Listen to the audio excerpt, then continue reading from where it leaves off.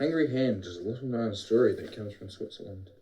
It is in fact so little known even in its native country that it cannot be found in many editions of the author's work. The translator found it while travelling in Europe and published it in a book of fables and fairy tales called The Fat of the Cat. It has been made into a ballet and a one-act comic opera. Hungry Hands from the Fat of the Cat and Other Stories by Gottfried, colour adapted by Louise, Untermeyer, illustrated by Jean Winslow.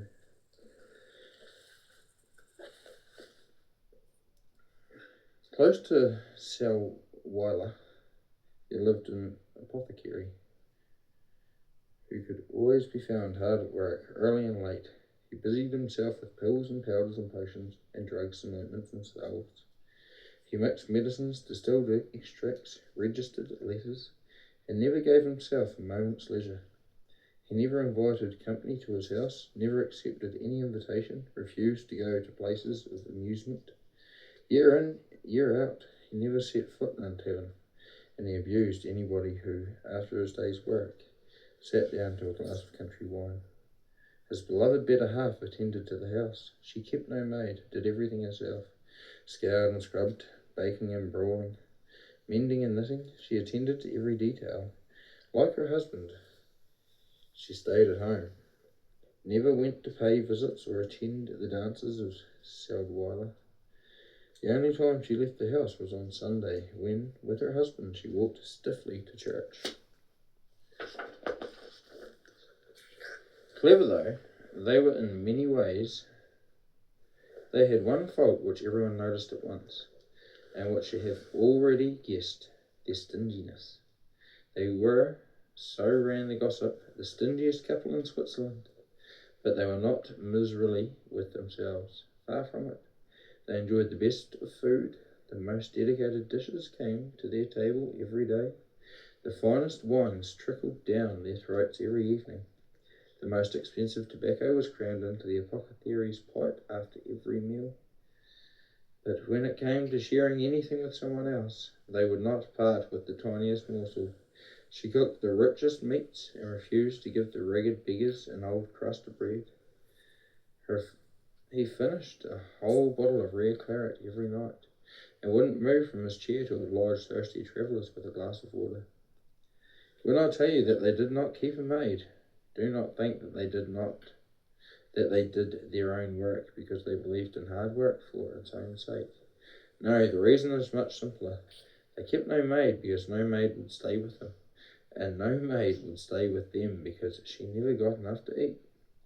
Well, these two gluttons gorged themselves. All they ever gave their servants, when they had them, was a plate of wretched soup, a piece of old bread, and once a week a few greasy scraps of leftover meat.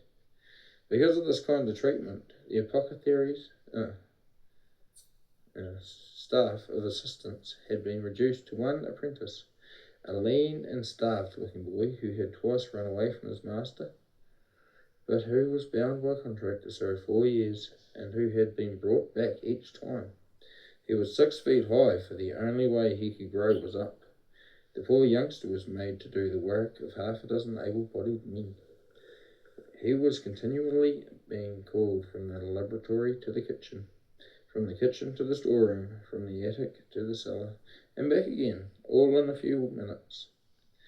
Often his master in the workroom and his mistress in the pantry would call for him at once, and then he would be thrashed for not being in both places at the same time. Hans, for this was the name of their lanky apprentice, was always hungry. Ever since he could remember, he had not had enough to eat. He had been born hungry. He went about his work in a daze, thinking of nothing but food. The only dreams he had were about wonderful feasts. He imagined heaven as a place where the good souls ate and ate through all eternity. All day long he went sniffing through the rooms, and if there was anything to eat anywhere in sight, you can be sure his 5 fingers were in it. He had been caught and whipped hundreds of times. His back was black and blue from the marks of his master's brown lacquered cane. His face showed scratches from his mistress's sharp claws. But hunger is greater than fear. He dipped into everything. His muscles seemed to move by themselves. Without his will, often he peered through the keyhole, where his greedy employers were devouring some fragrant repast, and his jaws began working up and down of their own accord, even though the poor boy had nothing in his mouth except his tongue and his teeth. His favourite place was, as you might imagine, the pantry. Here were kept cocoa, sugar, scones, chocolate, syrups, delicious flavouring extracts, honey, and so forth. And here, wherever he got a chance, hands would come, tasting, chewing, and swallowing, no matter how often the brown lacquered cane fell on him in the midst of his stolen sweets. Even when his bruises hurt him most, he would come back to this enchanting spot and console himself with some of the famous goose liver paste, which was his master's chef's pride. This paste was packed in layers in a large case, and Hans, while loosening one of the boards at the bottom, would take out a bit now and then to comfort himself. He only allowed himself this delicacy once in a while, and did not indulge himself often for a peculiar reason. He was fond enough of it, you may be sure, but he had to overcome a horrible feeling every time he came near the case, which contained the dainties. On top of this case stood 3 wide-necked, carefully sealed, white glass jars which contained, in his opinion, the juiciest, most appetizing preserved fruits he had ever seen. He felt terribly unhappy because he could never taste these lovely morsels, and it was not his conscience that made him keep his hands off. It was something stronger than his appetite that made him tremble whenever he happened to touch those jars. For pasted on the glass was a label, and on the label was a grim skull and 2 crossbones next to the one word poison. Hans shook his head every time he saw the word. What a pity, he would murmur. What a shame to use such beautiful fruit for such a terrible purpose. And with a sigh of disappointment, he would go back to his work. One morning, it was a Sunday, as Hans was helping himself to the goose liver, he heard the harsh voice of his mistress calling him to the kitchen. His bad conscience almost made him feel her outstretched claw digging into him as he ran down the steps, choking down the last bite of the stolen breakfast. But a great surprise was awaiting him. An entirely different sight than he expected met his astonished eyes. There stood the apothecary, in a cinnamon brown coat trimmed with steel blue buttons. He had on narrow nankeen trousers, white silk stockings, fancy buckled shoes, and the hated cane swung from his hand. Next to him stood his owl-faced wife in a bright green dress with a large fur coat. Her fingers were not prepared to scratch him as usual, but were busy sorting out the bad coins from the purse, so she could put these, which were not worthy anything, in the poor box at church. Hans, the apothecary said, today is the birthday of your indulgent mistress, my dear wife, and so, as a special holiday, we are going to church together. And here, that generous lady chimed in, so that you won't be lonely, here is some work for you to keep you busy while we are away. And a poke in his ribs directed him to the hearth where a suckling pig was beginning to be broiled on the spit. Already a magical fragrance was rising from it, and Hans' thirsty nostrils started to drink in it. But don't stand there all day like a ninny, came the commanding voice of the mistress of the household. Here is what you have to do. Keep turning the spit so that the meat gets good and brown all over. Pour the gravy over it every few seconds so that it stays moist and tender. Don't forget to rate the coals so that the fire is the right heat. But if it gets too hot and you brown any part of the meat, I'll box your ears till the blood comes out. This pleasant speech, which was all delivered in one breath, was scarcely out of her mouth before his master continued, And I'll do my share, you young rascal. If the Sunday dinner is spoiled, I'll boil you on the spit instead of the pig that's on it now. Understand? And with this sweet farewell, the gentle pair left the house and walked to church, where they sang the sacred hymns louder than anyone in the congregation. And the lock had turned, and the backs of his 2 slave drivers had disappeared down the street. Hans began to feel better and come nearer the hearth, to breathe deeper. The wonderful sweet smell, sweeter than heavenly incense, bewitched his senses. His teeth ached for a single bite, and his jaws began to work up and down over the painful emptiness. The pigling grew browner and tenderer, and 1,000 little fat bubbles like pearls leaped and danced and disappeared and sprang up again on the smooth surface of the roast. The meat crisped and crackled and hummed and hissed, as if something alive was taken to him from the spit, and poor Hans sat there, turning and ladling and dipping and poking the fire. When the crust of the grilled meat grew more tender, and Hans' eyes began to have a glassy stare, finally when his mouth watered so that he could not sit there any longer, it seemed as if a voice spoke to him from the hissing spit. Every cook has a right to taste what he is preparing, said the voice in a juicy whisper. Why shouldn't you? How can you tell if I'm cooked properly unless you see how I taste? Here is a tiny crust toward the back. Nobody will ever miss that. No flies. Beside, it's loose, and it's just about to fall into the fire, so you may as well have it. And why shouldn't I? Said Hans to himself. This place will get smooth and brown in a minute. No sooner said than done, and down went a good-sized crust into Hans' spotless pit. It would be hard to describe the effect of the taste of this morsel on Hans.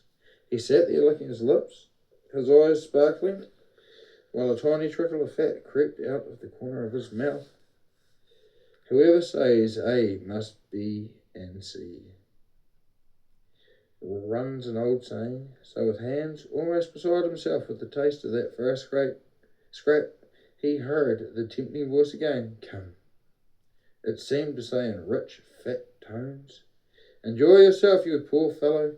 You have nothing else in the world except your watery soup and mouldy bread and back that's beaten black and blue. You never have an hour of pleasure, never a decent, satisfying meal. Therefore, take another little piece from me. The place will get smooth and brown again. No one will notice it. And Hans, the poor chap, listened and obeyed. You can imagine he did not need much urging. The second piece tasted much better than the first, the third still better, and the fourth better still. And soon, that's all right, the place will get brown quickly. The entire crust had disappeared, the taste of this rich food affecting him like strong wine, lifting him into another world far away from the kitchen. Strange visions came to him. He dreamed of all the great feasts in history. He fancied himself at these great banquets, helped to all the rare sweetmeats of the olden world. He was at Alexander's feast, at the great tables of the Roman emperors, and all the festivals mentioned in the Bible. He imagined he was one of the guests at the famous marriage of Cana, and had just devoured an entire dainty of stuffed capon, as the chef cook, splendid in scarlet, helped by 14 assistant cooks, placed a whole roast ox in front of him upright on the table. He ate this colossal dish down to the very bones. Again he dreamed that he was one of the 7 lean Egyptian oxen in the story of Joseph, and after eating all the fat cattle, he found himself in an enormous wheat field, which he devoured until nothing was left standing but a few rocks. During these fantastic visions, Hans had been helping himself to what was in front of him, and naturally by this time there was very little left of that pig. As Hans searched for more, his eyes suddenly caught sight of the one thing that remained. Its appearance made him tremble all over. It was the stiff little brown toasted tail, which stuck out from the bones, exactly like a tiny copy of the brown lacquered cane of his master. As quick as lightning, he was hurled back to his present surroundings. This lovely dream was scattered. The game pie, the roast ox, the great wheat field went the way of soap bubbles. And all Hans saw before him was the bare skeleton of this young pig, which grinned at him, as though to say, "Now, my friend, you will have to take my place here on the spit." This was too much for unhappy Hans. He believed that the apothecary would do exactly what he threatened. The beating he would get would be terrible enough, but to be put on the spit, no, this was too much. If he had to die rather than suffer such torture, he would kill himself. But how? He had no gun, and as he hated water, he could not drown himself. But poison, that was an idea. Poison was the easiest way. And what could be better than the poisoned fruit? So Hans fetched the 3 glass jars, made himself comfortable, and stuffed himself with preserved oranges, apples, pears, peaches, plums, and pineapple. "Ah, delicious fruit," he sighed. "Too bad that you are poisonous," and sank, tired and filled to the brim. In front of the hearth, there he lay, with closed eyes, awaiting death. Suddenly he heard the door slam, and there stood, not Death, but his master, who stared at him with an open mouth and eyes popping out of his head. The apothecary thought he must have been dreaming, as he looked first at what was the remains of Sunday dinner, and then at Hans, who instead of being frightened merely smiled at the furious man. "You won't have to cut my throat," murmured Hans, in a weak voice. "Let me alone, I will die soon enough. Let me alone, I will have poisoned myself." "Poisoned yourself?" cried the astonished apothecary. "How? When? With what?" "With the poisoned fruit, master. I ate all of it. The 3 jars are empty." "3 jars, master?" "You idiot, you rascal, you outrageous villain!" shrieked the apothecary, whose face had gone purple. "This was not poison. I only pasted the labels on so that people would keep their hands off.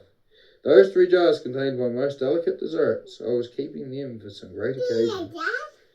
"You thief, you scoundrel, you unspeakable robber!" And blow after blow of the brown-legged cane fell on Hans' back, till his whole body shook. But Hans' back was shaking with laughter, not with sobs. This was more than the outraged apothecary could handle. When he saw that the more he whipped the boy, the louder Hans laughed, and that, too, made matters worse. His precious cane snapped in 2. His rage knew no bounds. "Get out of my sight," he screamed. "Get out of my sight, you plunderer, and never let me see you again." And you can be sure that Hans did not wait for the order to be repeated. By the time the apothecary had calmed himself, Hans, although he was almost too full to move, was halfway to Golditch. And there, a prosperous dealer in medicines, you can find him today. Any time you are passing through the town, you will see his particular signboard, and above a picture of 2 enormous jars, and on each side of a roast pig, one on each side of a roast pig, is this curious inscription: "At the sign of the poisoned fruit, everything in food and drugs, cure guaranteed."